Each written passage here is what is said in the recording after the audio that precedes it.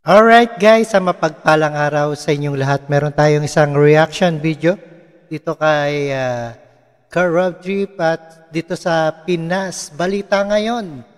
Ayan, bagong pangalan natin, Pinas Balita Ngayon. Exploratory talks sa pagitan ng Pilipinas Government at NDFP. Ito ay pagsasayang lang ng oras ayon kay Retired General Macanas. At panoorin po natin ito ang sinabi ni Macanas sa ating government at NDFP. Pagsasayang ng oras at pera. Alright, no other further ado, let's do watch. Alright, exploratory talk sa pagitan ng Philippine Government at National Democratic Front of the Philippines. Pagsasayang lang ng oras at pera. Ayon sa isang retired Army General, narito ang balita ni Carlo de la Peña. Hindi kailanman susuko ang CPP, NPA, NDF sa gobyerno. Ito ang iginiit ni Johnny Macanas Sr., isang retired Army General sa panayam ng SMNI News hinggil sa nilagdaang Oslo Joint Communique sa pagitan ng Philippine Government at National Democratic Front of the Philippines noong Nobyembre ng nakaraang taon. Never na mag-surrender ang NPA. After 54 years, yung objective nila is still to overthrow itong existing democratic government at palitan ng isang dictator communist na gobyerno at sila ang mamuno. Isang malaking hakbang rin aniya para sa pamahalaan ang naturang hakbang dahil sa paniwalang isusuko ng CPP, NPA, NDF ang kanilang armed group. Sinabi pa ni Macanas na magkaiba ang kahulugan ng peace ng pamahalaan at ng communist terrorist group. Ang peace para sa communist, mag-surrender ang Armed Forces of the Philippines and PNP. That is peace for them. Tayo naman, ang peace for the NPA to surrender. O, sino ngayon ang mag-surrender? AFP? No way! Ang NPA ayaw mag-surrender. O, anong papupuntahan ng peace talks na ito? It's a waste of time, waste of government money. Sayang lang ang ginagawa nilang ito. Dagdag pa ng retiradong general, sa nakalipas na mga panahon ay nasasayang ang kanilang mga pagsusumikap laban sa naturang grupo dahil sa usapang pangkapayapaan.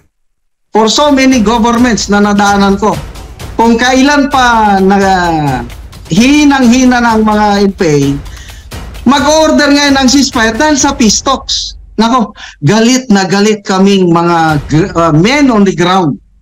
Wala kaming magawa, back to barracks. Pero yung sa personal, mas maganda sana dahil makapagpahinga kami. Kailang hindi. Habang nagpapahinga kami ng ilang buwan na ceasefire, pagbalik namin, nung na-failure yung peace talks, grabe, lumakas na naman ang kalaban at kami ang nagiging biktima. Kami ang Ayan, may tama si dating General Macanas. At ayan na si CPP, NDFP ay hindi susuko yan. Isang traidor yan ng lipunan. Kaya naging against the government sila. Hirapan kasi yung aming pinagpaguran ng ilang buwan nasisira lang dahil sa mga peace talks na ito. Dahil peace talks means recruitment, rearming, generation of funds, pagpapalakas talaga ng armadong NPA basta nagkakaroon ng peace talks. Patunay rin aniya na walang sinseridad ang communist terrorist group na makipag-ayos sa gobyerno ang hinihingi nitong demand matapos ang paglagda sa Oslo Joint Communique. After 1 week, November 28, mayroon ng press release ang CPP, NDF, naglatag ng 5 impossible demands. What are these demands? Suspension of military operations, i-abolish ang NTF-ELCAC, i-repeal ang anti-terror law, tanggalin ang terrorist tag ng CPP-NPA, tapos palayain ang more than 800 communist prisoners, convicted criminals. These are impossible demands. Kaya dito mo makikita walang sincerity itong mga komunista at nagpapaloko itong Speaker of the House at itong Presidente. Para naman aniya sa kanilang mga men in uniform, may tuturing na mortal sin sa gobyerno ang usapang pangkapayapaan sa komunistang grupo. Mortal sin ng gobyerno ito is talks with the communist. nahulog sila sa kumunoy ng mga CPP and PNDF. Yung nahulog sila sa belief na magkakaroon na ng final peace settlement, magkakaroon na ng pirmahan, magsusurrender ang NPA Kunuhay. Kaugnay ito, kinilala ni Macana sa mga nagawa ng NTF-ELCAC sa ilalim ng Duterte administration upang tapusin ang CPP, NPA, NDF.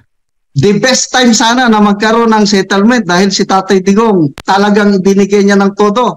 Nagbigay siya ng, I think, 4 na cabinet post sa leftist. Wala nung nangyari. Habang nag-uusap, ambos kaliwat kanan, kaya nagalit si PRRD, tinapos niya yung peace talks, nag-declare ng all-out war plus NTF-ELCAC. Ngayon, napakaganda ng resulta ng NTF-ELCAC, napakahina na. It's just a matter of final kung sa boxing pa, nasa last round na tayo, groging-grogi na yung kalaban. It's just a matter of follow-up na lang, ilang suntok na lang, matutumba ng kalaban.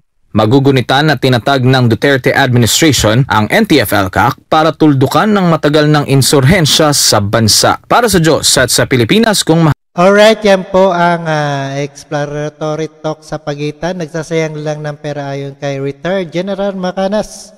At totoo naman talaga. At isang against the government na traitor talaga sa ating lipunan. Kaya nga sinabi silang NPA.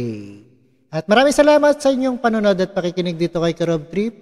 And see us again sa ating the next one. Peace out.